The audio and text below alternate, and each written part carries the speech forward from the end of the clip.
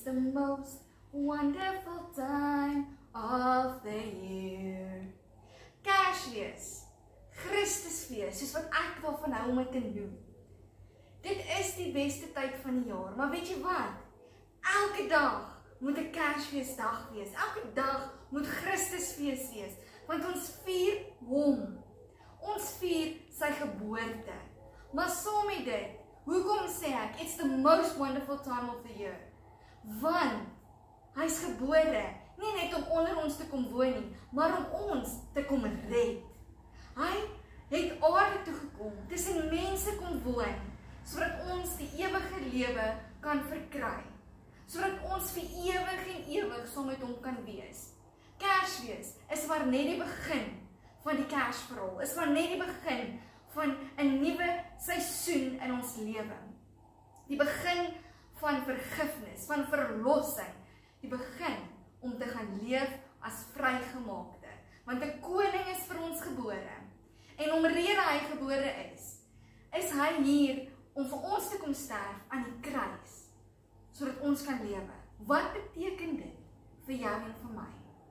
En omrede hy gesterf het, omrede hy sy lewe gegee het vir my, vir jou, vir ons. Daarom wil ek hom dien.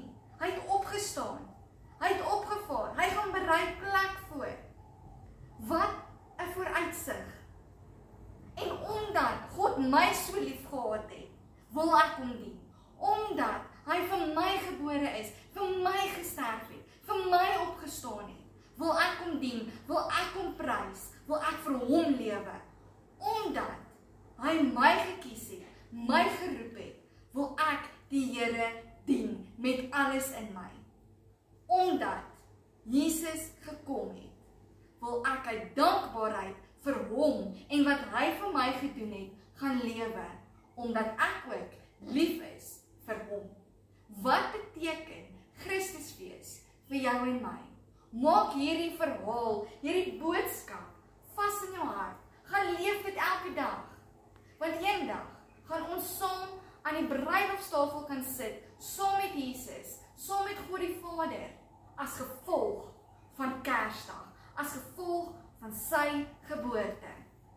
Dit is verseker die beste tyd van die jaar, want dit is die beste reis om saam met Jesus te loop.